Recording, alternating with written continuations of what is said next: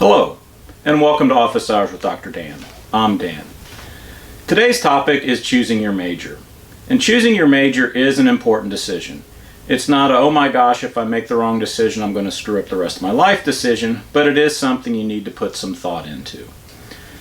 You can normally change your major throughout your college career, but you need to be careful about when you do that change so that you're not losing a lot of time. And just at the beginning, let's just say that don't expect to enjoy every single class within your major. It's just not going to happen.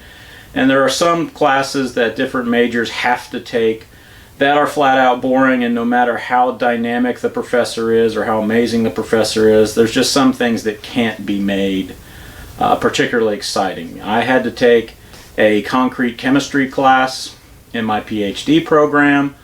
There's really no way to make studying the chemistry of concrete exciting, but it's just something that I had to get through. So have I ever used it? No, but that's just the way it goes with any major. Also, I'm a big fan of STEM degrees. And STEM is science, technology, engineering, and math.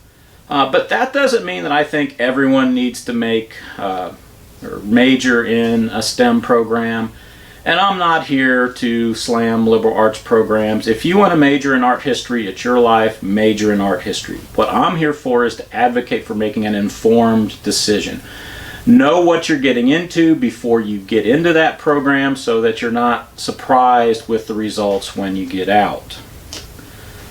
So the first thing you need to ask yourself is, do you have an idea for what you want to do when you get out of college? Or phrase it another way, what do you want to be when you grow up? And if you have an idea with that, great. Ask people in that field, what did they major in, or what would they major in if they wanted to get into that field now, because degrees or experience that worked to get into the program or get into that career field several years ago may not be the best thing now. Skill sets change, the needs change. So talk with people who are doing what you think you want to do. And also try like hell to get an internship in that field, or to volunteer or work for a nonprofit that does work in that field that you want to get into, because there's no substitute for experience in the field to make sure you actually want to do what it is that you think you want to do. I've known several structural engineers over the years who went all through school studying structural engineering and then got out into it and found out, oh man, I really don't care to do this. So they were able to go on and find other things to do, but if you can find out early on what you don't want to do, that can be just as helpful as finding out exactly what you do want to do. And in addition, internships and volunteer work experience, you're building a network, you're building contacts that you can use when it comes time to find a job. And that doesn't mean that you may go back and work for that company, but someone at the company you had an internship for may know of another opening someplace else that then they can send you that way. So having a network is important. And remember, when you're doing an internship or volunteering at a place, you're not in most cases going to get to work on the super cool cutting edge projects. I mean, some people may look out and get to do that, but a lot of those internships are kind of doing the grind work that new people in the field are going to do. So don't go into an internship expecting to be brought into some super top secret cutting edge project, because if you're there on an internship, you're there for a limited period of time. If you're volunteering, you're there for a limited period of time. Companies are going to have their top people working on their top projects. So just go in there with reasonable expectations of what you're going to be able to do. And if you don't have an idea what you want to major in, but you don't have an idea of where you want to work when you're done, what field you want to go into, but you think you have an idea of what major you want to earn, what degree program you want to enter, well, what do people with that degree do when they get out of college? All right, so talk to some of those people and see what's going on. If you're a freshman or sophomore majoring in something and you're hanging out with the juniors or seniors, especially as it gets closer to graduation, talk to the seniors. What job offers are they getting? What companies are they going to work for? What are they going to do? And then, is that something that you can see yourself doing for several years or for an entire career? And can you make enough money doing those activities to pay your bills? And when you talk about that, you need to look at what the average is. Some people can make a super amount of money because maybe they have work experience in that area, so they graduate with an undergrad degree. And most people are making in the 50s, and this person's going to make in the 80s. Well, maybe they're an older person that's had several years of experience in the field, and this is why they are making this top salary. So going to look at the average, and remember, cost of living varies wildly in different parts of the country. So if you're working in Houston, Texas compared to New York City, the cost of living in Houston, Texas is way less than the cost of living in New York City. So you need to balance that with your salary.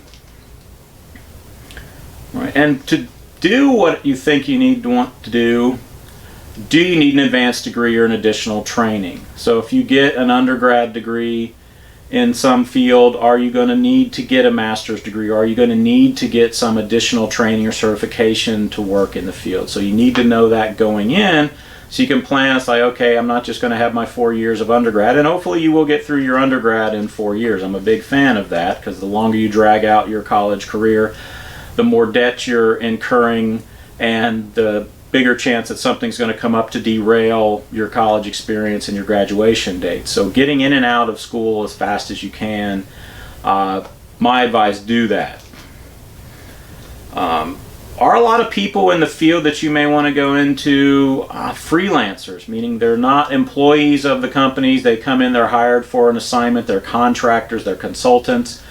If that's the case, then that's going to be a lot of instability in your career, and you need to have to plan on that, as far as having your own health insurance, and when you're working on a project that's a hardcore experience, you're not going to have a lot of time off. But then when that project is over, you may get not necessarily laid off, but the project is over, your contract is done, then you have to go and find another job. And since we've talked about money here, I just want to say that in past videos, I have made it very clear that I believe that going to college, you do that to learn the skills that you need to earn money to pay your bills. I don't believe that you go to college to be well-rounded. All right.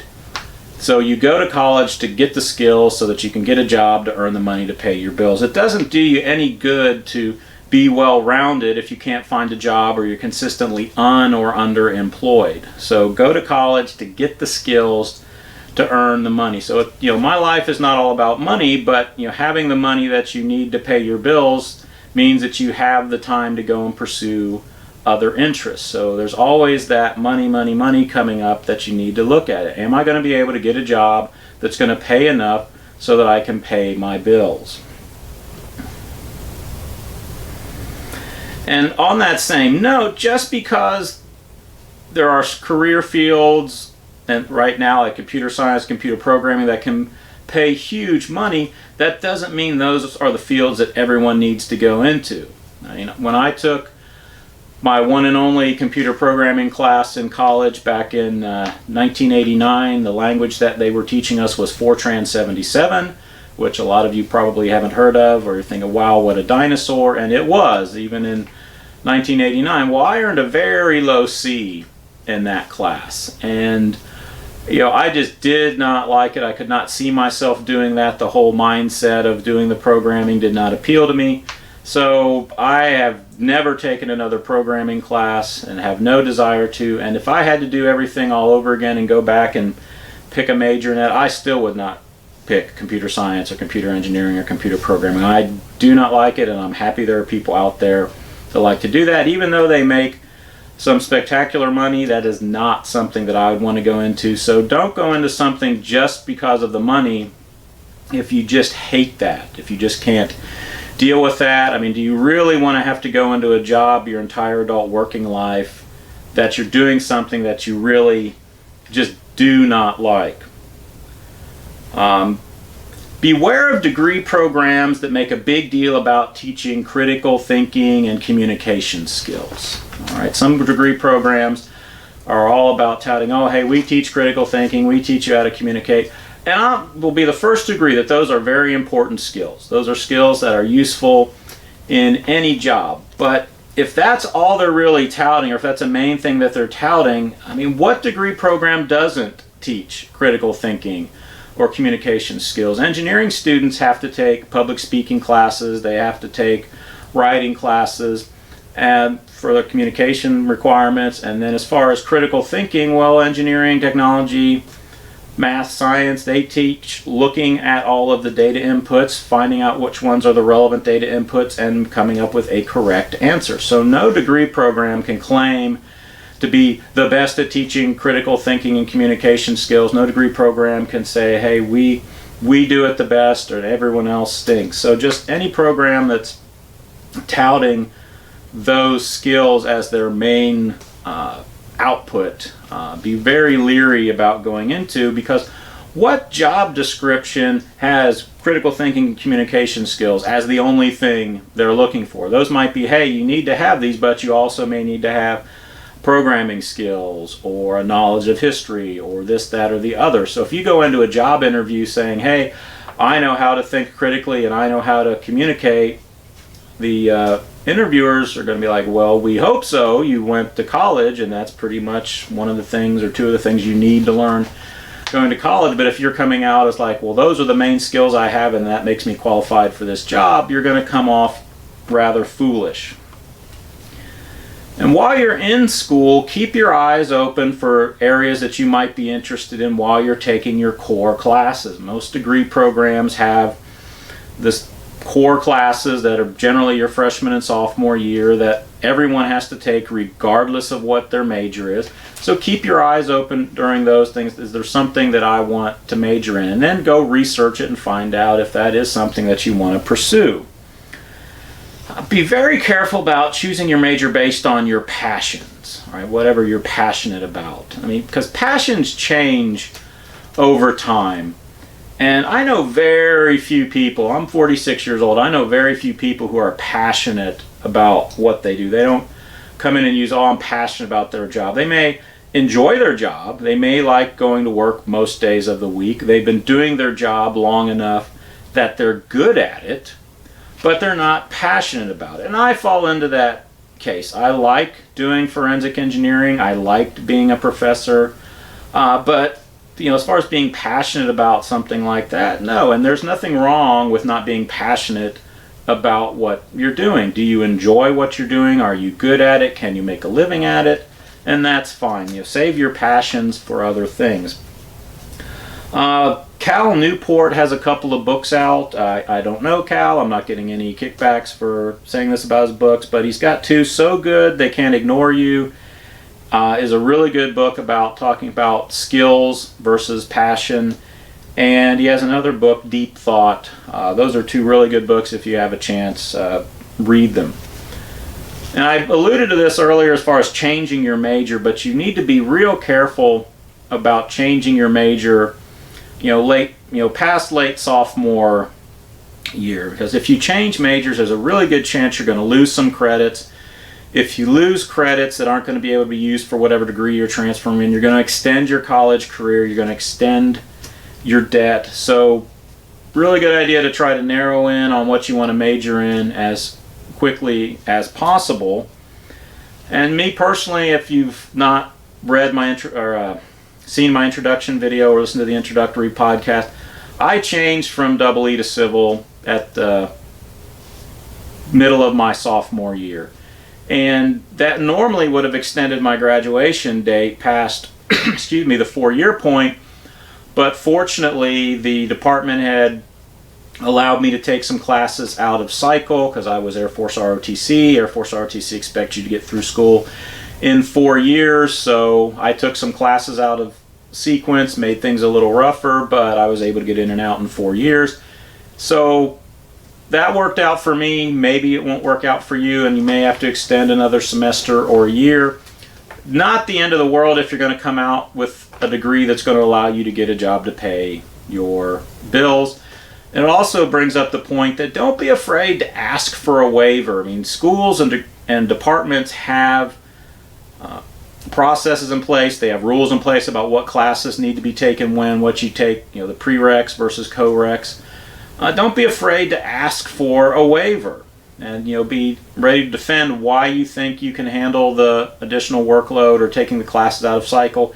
If you're a strong A or B student, you're more likely to get approval for the waiver than if you're a low C student, because if you're a C student, then you haven't really proven yourself that you're putting the time in, or that you have the ability to work outside the program. So the higher your grades are, the more likely you will be to get approval for a waiver. But even if you're a straight A 4.0 student, you may not get the waiver, because they may say, we don't give waivers. Here's our degree program, here are the classes you have to take in this order, and if you don't, there is no other way to take those. So just keep that in mind. Consider earning a minor in a field outside your major field of study, just so you have something to potentially fall back on if your dream career doesn't work out. So kind of hedge your bets. I didn't have a minor. I was one class away from a history minor, but I took a crazy tech elective that didn't work out well. I had to drop that and go make that up, so I couldn't get the final history class I needed for my history minor. I also did this consulting engineering program they had at the school, where you took some specific classes, and I didn't think that I would necessarily be running my own business as I am now, but that was helpful. So you never know exactly where your life is going to take you, so try to keep your options open. And here's where the kind of concrete piece of advice comes in. If you're getting to the middle of your sophomore year and you can't decide on a major, which that brings up the question of, why are you in college if it's 1.5 years into your college career and you can't decide on a major? But we're assuming that you're going to stick with college. If you can't really decide on something and you have to pick something so that you can get out on time, then my advice is to major in some kind of business program. And I don't say that lightly, and I am serious about that. I'm not saying that a business degree is an easy degree to get. Not saying that, not insulting business majors. But what I'm saying is that a business degree gives you a lot of opportunities to work in a lot of different career fields. You have management, sales, marketing, things like that. So if you have to have some kind of degree, you have to pick a major, and it's like, well, hey, Dr. Dan, I don't want to major in business, I want to major in dance. Well, major in dance. What I'm saying is, if you can't come up with a major and you have to pick something, pick business and get in there and do that, so you can get in and out of school. You want to be careful about going in and going to college for 2 or 3 years and then just dropping out with nothing to show for it, right? Because if you go to try to find a job and they're looking at, it's like, oh, well, you have 2 or 3 years of college and you didn't finish, that is a huge red flag. That's going to be, well, this person's not really good at sticking to what they start out to do, and that's going to make things really difficult to find a job. So if you get 2-3 years into college, you really need to make sure you come out with something. All right, otherwise it's going to be real difficult to find a job. Now, if you have some, huge excuse, if you had some serious illness, or was a major family emergency that you had to drop out for, okay, that's a reason that people can understand. But if it's just because, well, I just really couldn't decide what I wanted to major in, so you've got half or 3/4 of the way through a college program and you didn't just finish something, makes it difficult to find a job. And again, when I'm talking about the business degree, because you're focusing on something, just going in and graduating with a general studies degree or something that you're not really coming out with marketable skills in a specific area. Again, going back, it's like, oh, well, I learned critical thinking and communication skills in my general studies degree. Well, every other degree in the university has some component of communications and critical thinking.